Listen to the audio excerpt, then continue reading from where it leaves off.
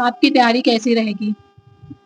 देखिए आने वाला चुनाव 2027 जिस तरह से ये डबल इंजन की सरकार आपको ऐसा महसूस हुआ कि घर के साथ-साथ आप राजनीति भी कर रही हैं, तो कभी ऐसा हुआ कि मतलब दोनों को एक साथ लेकर चलना बहुत मुश्किल होता है? तो इस पे आप क्या कहेंगी? धन्यवाद मैम, आपने अपना समय दिया।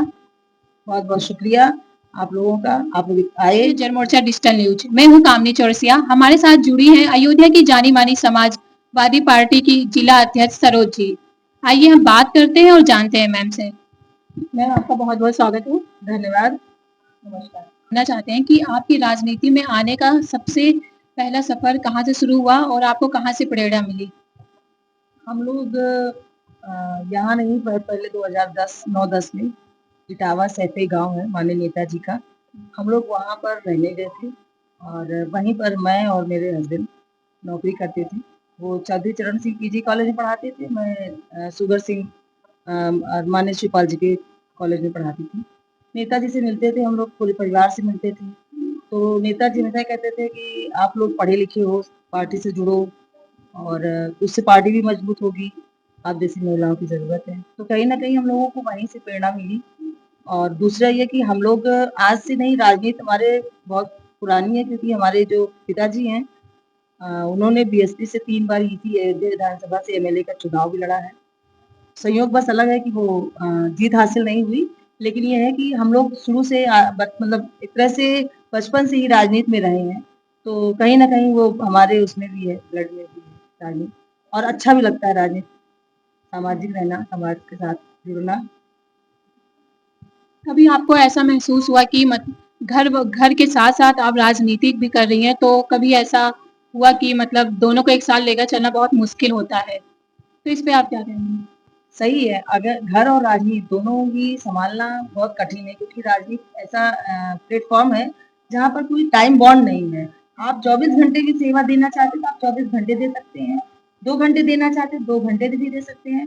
तो एक तरह से ये लाइफ़ ये बहुत टफ़ है, लेकिन फिर भी हम लोगों ने मैनेज किया। उसमें कहीं न कहीं हमारे घर के लोगों का सपोर्ट रहा है, चाहे वो मेरे हस्बैंड हों या मेरे फादर हों, घर वाले सभी का मतलब पूरा सपोर्ट रहा। कहीं न कहीं मेरे बच्चे भी सपोर्ट में रहे क्योंकि भाई जब बच्चे सफ़र कर रहे हैं, बच्चों को टाइमली हर एक चीज़ नहीं मिल रही है, तो कहीं न कहीं उनका भी अपना योगदान है। तो हमारे इस राजनीति में हमारे हस्बैंड और बच्चे और परिवार का भी बहुत बड़ा रोल है और वो भी सफ़र कर रहे हैं। लेकिन फिर भी हम राजनीति में पूरा-पूरा समय दे रहे हैं और राजनीति में एक अच्छा भविष्य हम लोग रास्ता ढूँढ रहे हैं कि हमारा भी एक अच्छा उज्ज्वल भविष्य हो, आगे अवसर मिले। क्या कहेंगी? ये क्योंकि अगर हम आधी आबादी हैं, तो आधी आबादी को केवल घर में चूल्हा-चौका में ही नहीं रखना चाहिए। उनको फील्ड में जिस तरह से वो नौकरी कर रही हैं, आज हमारे देश की राष्ट्रपति भी महिला ही है, तो जो है और पहले भी रही हैं, तो वो एक तरह सीख है। देश का प्रथम नागरिक हमारी महिला हैं। हम महिलाओं को एक सीख लेनी चाहिए कि हम महिलाएँ केवल घर ही नहीं चला सकती हैं, हम बाहर भी अपना योगदान दे सकते हैं। आज नौकरी कर रही हैं, आज फ्लाइट भी चला रही हैं, ट्रेन भी चला रही हैं, आईएएस भी हैं, पीसीएस भी हैं, टीचर भी हैं, डॉक्टर भी हैं, तो राजनीति में क्यों नहीं हो सकती हैं?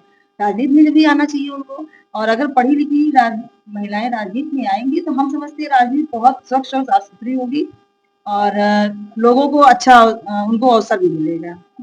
आपकी तैयारी कैसी रहेगी? देखिए आने वाला चुनाव 2027 जिस तरह से ये डबल इंजन की सरकार ने 10 सालों में जर्जर कर दिया देश को और जनता से केवल लिया ही है। आप देख लीजिए अयोध्या में विकास के नाम पर चौड़ीकरण के नाम पर लोगों की ज़मीनें ली गई, लेकिन मुआवज़ा के नाम पर उनको कुछ दिया नहीं गया है और उनसे रोज़गार छीन लिया गया। जो दुकानें ठेला पे लगाते थे उनका क्रेन से उठवा कर वो ठेला हटवा दिया गया और बेटियों के साथ यहीं अयोध्या में कितने छोटे-छोटे बच्चों के साथ दुराचार हुए हैं और आप देखिए तो ये इससे क्या हुआ है कि लोग नाराज़ बहुत हुए हैं और ये देख रहे हैं और ये यही नहीं है, पूरे प्रदेश में चल रहा है। तो आने वाला जो 27 है, जनता खुद उब चुकी है। अगर जनता अब किसी तरह से इनको चाहती नहीं देखना। आप जाइएगा सर्वे करिए, कभी भी किसी से पूछिए, तो जनता केवल रो रही है। क्यों? क्योंकि ये देने का नहीं केवल इंजेक्शन से ब्लड निकालने का काम कर रहे हैं। तो आने वाली 27 में जनता खुद परिवर्तन करेगी। इसमें अब जो है उनको कुछ करने की ज़रूरत नहीं पड़ेगी, जनता खुद चाह रही है कि बदल जाए सीट, परिवर्तन हो जाए और 27 में अब की बार समाजवादी पार्टी की सरकार बनाने का हम लोगों ने मुहिम चला रहे हैं। पीडीए जो एक हम लोगों का नारा है पीडीए परिवार का, तो पीडीए कहीं न कहीं हम लोग मजबूत कर रहे हैं। गाँव में है, शहरों में है, हम लोग उसकी चौपाल लगा के उनको जागरूक करने का, उनको समझाने का काम कर रहे हैं। जो हमारे लोग हैं, जो नहीं समझते हैं और जो उनको भी समझाएँगे। तो हमारी 27 में मजबूती से हम लोग चुनाव लड़ेंगे और 27 में दो सरकार भी बनाई जाएगी।